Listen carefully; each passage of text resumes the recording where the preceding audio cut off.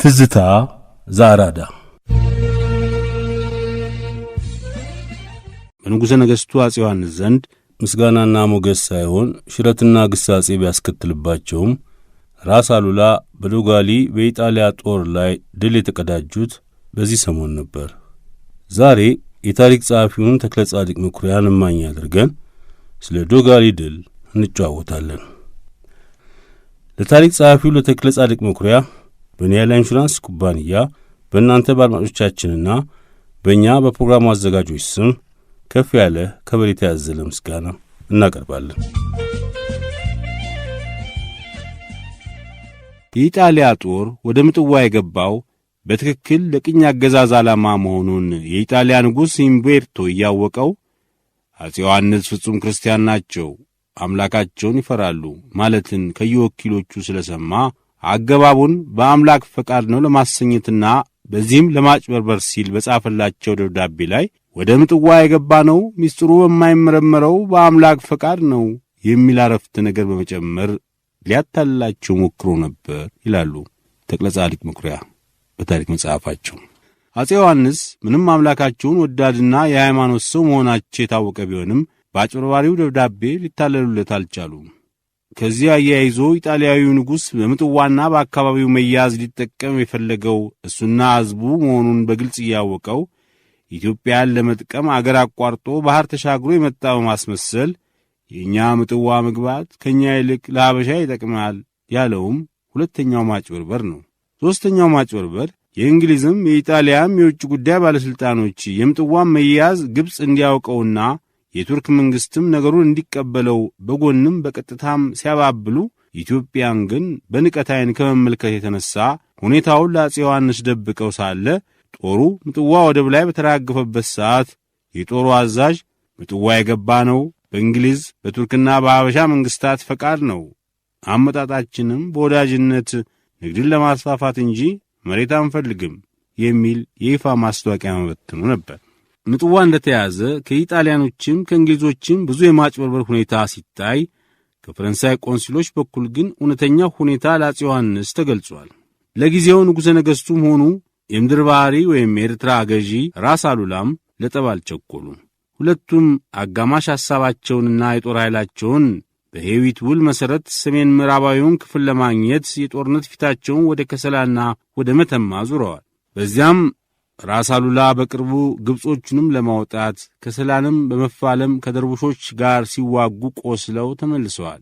በዚህም ጋር በሚያሳዝን አኳኋን ቀድሞ ራስ ወልደ ሚካኤል ከግብጾች ጋር ሆነው አፄ ዮሐንስን ያውኩ እንደነበረ ሁሉ አሁን ደግሞ የአፄ ዮሐንስ ያጎታቸው የትልቁ ራስ አራያ ልጅ ደጃች ደበብ አራያና ሌሎችም የክርስቲያንና የእስላም ሹማምንት በሹመትና በገንዘብ እየተደለሉ ለኢጣሊያኖች ገብተው መሣሪያ ሆነዋል። የኢጣሊያ ባለሥልጣኖችም አለያይተ ግዛ በሚለው የገዢዎች ዘዴ በመጠቀም በአንድ ወገን ገንዘብና ሹመት ከማዕረግ ስም ጋር እያደሉ ለክርስቲያን ወገኑ መጣንልህ እንዳንተው እኛም ክርስቲያን ነን ሲሉ፣ ለእስላሙ ወገን ደግሞ ክርስቲያኖቹ እንዳያጠቁህ ጠባቂህና ተከላካይህ እኛ ነን እያሉ በመስበክና በውል በመተሳሰር ያታልሉታል።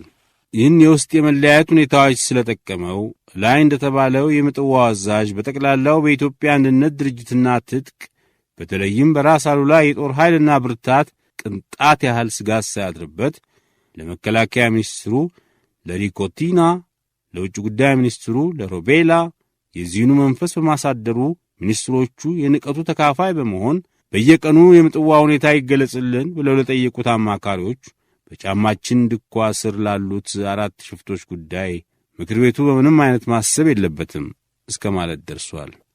ጄኒ አሁንም በኢትዮጵያ ጦር ላይ የነበረውን ንቀትና በራሱ ኃይል የመተማመኑን ስሜት ለመግለጽ ሲል ጥር 21 ቀን 1879 ዓ.ም ለካርሎ ሮቤላ በጻፈው ሰፊ ራፖር ውስጥ ከአሉላ በቀር ወታደሩ እኛን መውጋት አይፈልግም።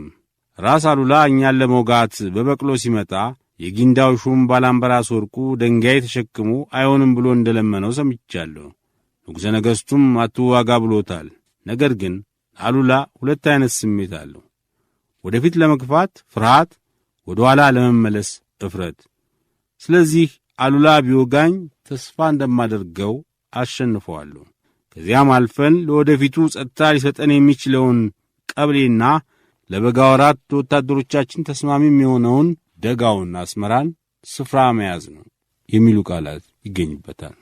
በዚህ አይነት አጻጻፍ የራስ አሉላን ደካማነት በመግለጽ ጄኒ ራሱ ተታሎ በሮማ የነበሩትን የሩቅ አለቆችንም አታሏል። በቅርቡ የገቡለት የአገር ተወላጅ ሰላዮች ደግሞ ጄኒን ደስ በሚለው መንገድ ረብ ለማግኘት ሲሉ ብቻ የሆነ ያልሆነውን እየፈጣጠሩ በማቅረብ ያታለሉት ይመስላል። እርሱ በእነዚህ ሲታለል እርሱ አለቆቹ ደግሞ ከእርሱ የሚደርሳቸውን በማመን የምክር ቤቱን አባሎችና በጠቅላላው የኢጣሊያን ሕዝብ ሐሰቱን እውነት እያደረጉ በማቅረብ አታለውታል። የዚህ ሁሉ እንደ ሰንሰለት የተያያዘው ውሸትና ማታለል ሊበጣጠስ የቻለው እንደ ተራ ሽፍታ የተናቁት ራስ አሉላ በዶጋሊ ጦርነት ማሸነፋቸው በኢጣሊያ አገር በቴሌግራም ሲሰማ አሉላን ተቃውሞ በሐሰተኛ ወሬ ለማዘናጋት በሚጣጣሩበት ጊዜ ከመጋቢት ወር ጀምሮ አዳዲስ ጦር እየተከታተለ ወደ ምጽዋ በመግባት ምሽጉን ከማጠባበቁም በላይ ከወደቡም እየተሳበ አገር በመያዝ የ1878 ዓመተ ምህረት ዘመንን አሳለፈ። በዚሁ ዓመት በታኅሳስ ወር የኢጣሊያ መንግሥት ለዚህ የወረራ ጉዳይ ክብደት ለመስጠት ኮሎኔል ሳሌታን አስነስቶ በእርሱ እግር ጀነራል ካርሎ ጄኒን ሾመ። ግብጾችንም በሰላም በማስገደድም ምጽዋን ለቀው ወደ አገራቸው እንዲመለሱ ካደረጉ በኋላ ጣሊያኖቹ በምጽዋና በአካባቢው ብቻቸውን ጌቶች ሆኑ። በዚሁ ጊዜ ከአፄ ዮሐንስም ከነራስ አሉላም እየተቀያየሙ ወደ እነሱ የተጠጉትንም ያልተጠጉትንም የአገር ተወላጆች እያባበሉ በማቅረብ ለአስተዳደርም ለውጊያም ያደራጁት ጀመር። በሳሌታ ጊዜ ከወደቡ አጠገብ ያሉት ምንኮሎና ዊአ ከተያዙ ወዲህ አሁን ካርሎ ጄኒ ወረራውን እየቀጠለ ከወደቡ 19 ኪሎ ሜትር አልፎ ዶጋሊን እስከ 26 ኪሎ ሜትር ዘልቆ ሰዓጢን ይዞ ይመሽግ ጀመር። ለጊዜው በትኩሱ ተከላካይም አልገጠመውም። ለመዘጋጀትም ይሁን ወይም አቅም በማጣት ከወደ መጀመሪያው ላይ አሉላ ቸኩለው ጦርነት ያንሱ እንጂ በኢጣሊያኖቹ ምጽዋ መግባትና መስፋፋት ገና ግብጾቹ ሳሉ በነገሩ ተከራክረውበታል። ስለዚህ ገና ሳሌታም ግብጾቹም በኅብረት በምጽዋ በሚሰሩበት ጊዜ ምጽዋን ለመጨረሻ ጊዜ ከኢጣሊያኖቹ ጎን ሆኖ ያስተዳድር ለነበረው ለማርኮ ፖሎ ቤይ ራስ አሉላ ከዚህ የሚከተለውን ደብዳቤ ጽፈውለታል። የተላከ ከራስ አሉላ ዘውእቱ ቱርክ ፓሻ ይድረስ ለክቡር ማርኮ ፖሎ ቤይ። ኢጣሊያኖች መጥተው ምጽዋ ሲገቡ ለምን ዝም አላችኋቸው? ይህም አመጣጣቸው በምስር ከደዊ ፈቃድ እንዳልሆነ በኢትዮጵያና በምጽዋ መካከል ያለውን መንገድ እኔ ዘገዋለሁ። እናንተስ ለምን ፈቃድ ሰጣችኋቸው? ይህችም ስፍራ የኢትዮጵያ ግዛት መሆኗን ኢጣሊያኖችም እንዲቀመጡበት አለመፈቀዱን በስመ ንጉሠ ነገሥት ዮሐንስ አስታውቃችኋለሁና ወደ አገራቸው ይመለሱ። ሐምሌ 3 ቀን 1878 ዓ.ም። ኢጣሊያኖች ምጽዋ የገቡት በጥር 28 ቀን ሲሆን ደብዳቤውን የጻፉለት በመንፈቁ በሐምሌ ወር ነው። ይኸውም ማለት በዚሁ ዘመን በሚያዝያ በግንቦትና በሰኔ ከወደቡ እያለፉ የምንኮሎን የዊአን አካባቢ ከያዙ በኋላ መሆኑ ነው። ራስ አሉላ ይህን ደብዳቤ ለማርኮ ፖሎ የጻፉት የኢጣሊያ ጦር በገባበት ዓመት በ1878 ዓ.ም ቢሆንም ቀጥሎ ባለው በ1879 ዓ.ም በአንድ ወገን በወዳጅነት ንግድ ለማስፋፋት ነው የመጣ ነው የሚለው ማጭበርበር፣ በሌላው ወገን የእንግሊዝ መንግሥት በነ ካፒቴን ሃሪሰን ስሚዝ አማካይነት የኢጣሊያን ምጽዋን መያዝ ተቀበሉ የሚለው ተጽዕኖ፣ በሦስተኛ በኩል በሄዊት ውል መሠረት ሰሜናዊ ምዕራብ ኢትዮጵያን ከግብጾች ለመረከብ በከሰላ በኩል ከደርቡሾች ጋር የሚደረገው ጦርነት ጊዜ ስላልሰጠ በትኩሱ የኢጣሊያን ጦር ለመቃወም እንዳልተቻለ ሁኔታ ያስረዳል። ስለዚህ ራስ አሉላ ወደ ከሰላ ከመዝመታቸው በፊት ለማርኮ ፖሎ ጽፈው ከዚያም ወደ ከሰላ ዘመቱ። በኮፊት ከደርቡሾች ጋር ተዋግተው ቢያሸንፉም የከሰላን ከተማ እጅ ለማድረግ አልቻሉም። በኮፊቱም ጦርነት ብዙ ሰው አልቆባቸዋል፣ ራሳቸውም እንደቆሰሉ ተመልክቷል። ስለዚህ በዚያ በኩል ያለውን ለጊዜው እንዳለ ትተው በ1879 ዓ.ም ወደ አስመራ ሲመለሱ የኢጣሊያ ጦር ከወደቡ አልፎ ሳጢ፣ ዊያና ዙላ ገብቶ መመሸጉን ሰሙ። ጀነራል ጄኒ ይህንን ወረራውን እንዲቀበሉት የአርኪቆን ባላባት መሐመድ ቤይ ወይም ናይብ መሐመድ የሚባለውን እየላከ የወዳጅነት ደብዳቤ እያስመሰለ በመጻፍ ያባብላቸው ነበር። ራስ አሉላም የኢጣሊያኖች የወረራ አያያዝ ወሰን እንደሌለው የሚናገሩትም የሚጽፉትም ሁሉ ሐሰት የሞላበት መሆኑን በመረዳት የጦርነት ዝግጅታቸውን ሳይተዉ ከአስመራ ወደ ጊንዳ በሚጓዙበት ጊዜ ቀጥሎ ያለውን ደብዳቤ ጻፉለት። የተላከ ከራስ አሉላ ይድረስ ከጀነራል ካርሎ ጄኒ። በናይብ መሐመድ የላኩብኝ ቃል መልካም ነው። እንግዲህ ወዳጅ ከሆንን ጦር ሰራዊትዎን ከወያ ያስነሱ። ነጋዴውም ባድገዴ በኩል መሆኑ ቀርቶ ለመሸጥም ለመግዛትም ከጊንዳ በኩል ይመላለስ። ዊአ ያለው ጦሮ እስከ ጥር 13 ቀን ድረስ ይልቀቅ። ዙላ ያለው ወታደሮ ከአንድ ወር በኋላ ይውጣ። ወዳጅነት ከፈለጉ ይሄ መፈጸም አለበት። ያለዚያ ግን ወዳጅነት መቅረቱን ይወቁት። ጥር 5 ቀን 1879 ዓመተ ምህረት ለዚህ ደብዳቤያቸው ጀነራሉ እንደዚህ ሲል ይመልሳል። በ5 ጥር የተጻፈውን ደብዳቤውን ናይብ መሐመድ ሰጥቶኝ አነበብኩት። ወዳጅነት እንደምፈልግ ዘወትር ነግሬዎታለሁ። ዊያ ያሉት ወታደሮች ይህን ወዳጅነት አይቃወሙም። እኔ መቼም ቃሌን አልለውጥም። ወታደሮቹ ዊያ የሚቀመጡት ለአገሩ ጸጥታ ሲባል ነው። እንዲያውም ከማናቸውም ወገን ውጊያ ቢገጥማቸው እንዲቋቋሙ ከቀድሞ የበለጠ አጠንክሬያቸዋለሁ። ይህንንም የምልዎት የኢጣሊያ መንግሥት ሌሎቹን ሲያከብር ራሱን መከበር እንደሚፈልግ እንዲያውቁት ብዬ ነው። የእኛ ወዳጅ እስከሆኑ ድረስ እኔም ወዳጅ ሆነኝ። ምጽዋ ጥር 15 ቀን 1887 ዓ.ም በአውሮፓውያን ዘመን አቆጣጠር ነው። ራስ አሉላ ከከሰላ ጦርነት እንደተመለሱ የዊአና የዙላን ጭፍሮች ኢጣሊያኖች መያዛቸውን ሰዓጢንም መመሸጋቸውንም እንደተረዱት ለጀነራል ካርሎ ጄኒም ደብዳቤ ጽፈውለት የእምቢታና የማስፈራሪያ ቃል ከመለሰላቸው በኋላ 5000 የሚደርስ የጦር ወታደሮቻቸውን አስከትለው በጥር ወር አጋማሽ ላይ በ1879 ዓመተ ምህረት ከጊንዳ ቁልቁል ወደ ሰዓጢ መጥተው ወደ ምሽጉ ለመድረስ 5 ኪሎ ሜትር ሲቀራቸው ሰፈር አደረጉ። በዚህ ጊዜ በሰዓጢ የሁለት ኮምፖኝ የነጭ 300 የአገር ተወላጅ ወታደር ይዞ ምሽጉ የተቀመጠው ማጆር ቦሮቲ ከምሽጉ ወጣ ብሎ ጦርነት እንደገጠመ ሁኔታው አደገኛ መሆኑን ሲረዳው ከነጦሩ ወደ ምሽጉ ተመልሶ ራስ አሉላም ተጠግተው በተደረገው ውጊያ ከኢጣሊያኖች ወገን ፌዴሪኮ ኩዎም የሚባለው የመቶ አለቃ ከሁለት የኢጣሊያና ከ3 የአገር ተወላጅ ወታደሮች ጋር ሞተ። ይሁን እንጂ በምሽጉ ውስጥ ተገን ይዘው የሚዋጉት የኢጣሊያ ወታደሮች በውጪ ያለምንም ተገን በሚዋጉት የኢትዮጵያ ወታደሮች ላይ ብዙ ጉዳት ማድረሳቸውን ራስ አሉላ ሲመለከቱ የሰዓጢን ምሽግ ትተው ወደ ታች ወደ ዶጋሊ ወርደው ሰፈሩ። በሰዓጢ ምሽግ ከበባ 200 የራስ አሉላ ሰዎች ሞተዋል። በዚህ ጊዜ ማጆር ቦሮቲ መከበቡን ገልጦ የጦር እርዳታም ስንቅም በአስቸኳይ እንዲላክለት ያን ዕለቱን ወደ ጀነራል ጄኒ በግስጋሴ ልኮ ነበር። ጀነራሉም እንቆሎ ለሰፈረው ለ3ኛው ባታሊዮን የእግረኛ ጦር አዛዥ ለኮሎኔል ቶማስ ደ ክሪስቶፈሪስ ወታደርም የጦር መሳሪያም በበቅሎና በግመልም ጭኖ በቶሎ ወደ ተከበበው ወደ ሰዓጢ ምሽግ እንዲዘምት አዘዘው።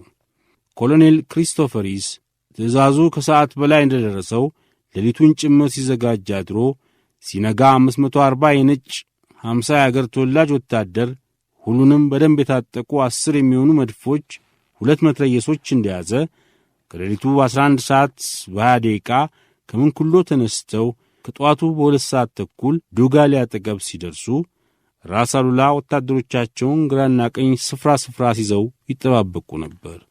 ጣሊያኖቹ ግን ሁልጊዜ የኢትዮጵያን ጦር በመናቅ መንገድ ለመንገድ ሲመጡ ራስ አሉላ እነርሱም በሩቅ አይተው ወደ ጊንዳ እንደሚሸሹ የጦር መኮንኖቹ አምነው ይህንኑ በጉዞ ላይ ይጨዋወቱ ነበር ይባላል። ይሁን እንጂ የራስ አሉላን አመጣጥና የጦራቸውን ብዛት የሰሙ አንዳንድ በጣሊያኖች ውስጥ የተቀጠሩ ፓሽ ባዙቆች ከጉዞ ላይ ሰረቅ እያሉ ወደ ጫካ በመግባት የጠፉ ቢኖሩም በቅርቡ የመጣውም ቀደም ብሎ የነበረውም የነጭ ወታደር ወደፊት ሲገሰግስ ሳለ ሳያስበው ከራስ አሉላ ጦር የሩምታ ተኩስ ላይ ወደቀ። ኮሎኔል ክሪስቶፈሪስ ወታደሩ በቶሎ የመከላከያ ስፍራ እየፈለገ በመያዝ እንዲመክት ለየሹማምንቱ ትእዛዝ ወዲያው ሰጥቶ ወታደር ከወታደር እየተታኮሰ ውጊያው በተጋጋለበት ሰዓት እርዳታ እንዲደርስለት ወደ ካርሎጄኒ በጥድፊያ መላእክተኛ ላከ። ዳሩ ግን ተኩሱ በሚጋጋልበት ሰዓት ኢትዮጵያውያኑ እያደር ዙሪያውን እንደ ቀለበት ከበው ጠላቶቻቸውን መውጫ መግቢያ ሳጧቸው። ጣሊያኖቹም በያለበት መከበባቸውን ሲያውቁት ጠንክረው ይዋጉ ጀመር። ነገር ግን ከያዙት የጦር መሳሪያ ግማሹ በተለይ መድፉና መትረየሱ ከግብጾች በውርስ ይሁን በግዢ ያገኙት አሮጌ መሳሪያ ስለነበረ በመካከሉ አልሰራ እያለ አስቸገረ። ጥይቱም አለቀባቸው።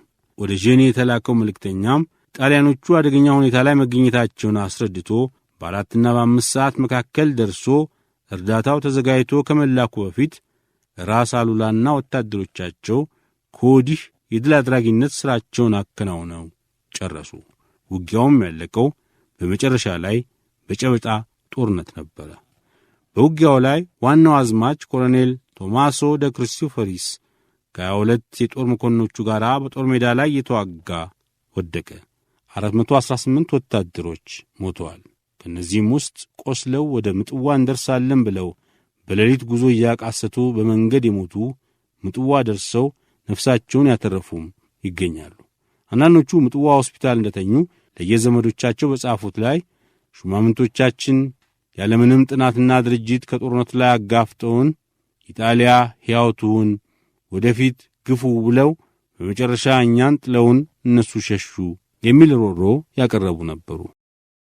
የዶጋሊ ጦርነት በራስ አሉላ አሸናፊነት ቢጠናቀቅም ያለ ፍቃዴ ተዋጋህ በማለት በንጉሠ ነገሥቱ አፄ ዮሐንስ ዘንድ ቅሬታ አሳደረ።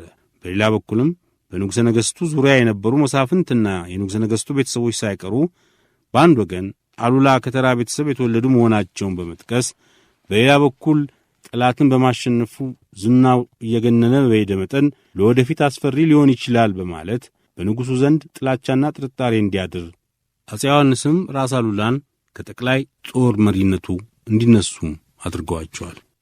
ምንም እንኳን በዶጋሊ ጦርነት በኢጣሊያና በኢትዮጵያ እንደዚሁም በእንግሊዝ መካከል ብዙ የፖለቲካና የጦርነት ውዝግብ በመፈጠሩ በአፄ ዮሐንስ ዘንድ ቅሬታ ተፈጥሮ ራስ አሉላም ከጠቅላይ ጦር መሪነቱ ቢገለሉም በዶጋሊ ጦርነት የራስ አሉላ ጉብዝና ዝና በመላው ኢትዮጵያ ተሰራጭቷል። ለዚህ ድል እስከ ዛሬም ድረስ ታሪክ ትልቅ ስፍራ ይሰጠዋል። በኢጣሊያኖቹም በኩል ከማናቸውም የአፄ ዮሐንስ መኮንን የበለጡ የታወቁና በየመጽሐፉ የሚታወሱ እንዲሆኑ አድርጓቸዋል። ራስ አሉላ ራስ አሉላም እስከ ዛሬ ድረስ እንዲህ ሲገጠምላቸው ኖረዋል።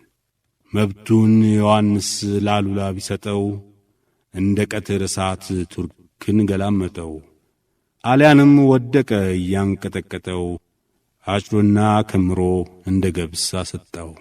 አባ ነጋ አሉላ ከአስመራ ቢነሣ እንዳንበሳ ሆኖ እሳት እያገሳ ቢቸግረው ጣሊያን አለ ፎርሳ ፎርሳ። ጣሊያን በሀገርህ አልሰማህም ወሬ፣ የበዝብዝ አሽከሮች እነ ሞታይ ፈሬ ዘለው ጉብ ይላሉ እንደ ጎፈር አውሬ። አባ ነጋ አሉላ የደጋ ላይ ኮሶ በጥላው ያደክማል እንኳንስ ተቀምሶ። ጣሊያን ሰዓጢ ላይ እግሩን ቢዘረጋ በብረት ምጣዱ በበረሃ አደጋ አንገርግቦ ቆላው አሉላ አባ ነጋ። ተው ተመከር ጣሊያን ይሻላል ምክር፣ ሰዓጢ ላይ ሆነህ መሬት ብትቆፍር ኋላ ይሆንልሃል ላንተው መቃብር። ይህች አገር ኢትዮጵያን የበዝብዝ አገር ምንም አትቃጣ እንዳራስ ነብር።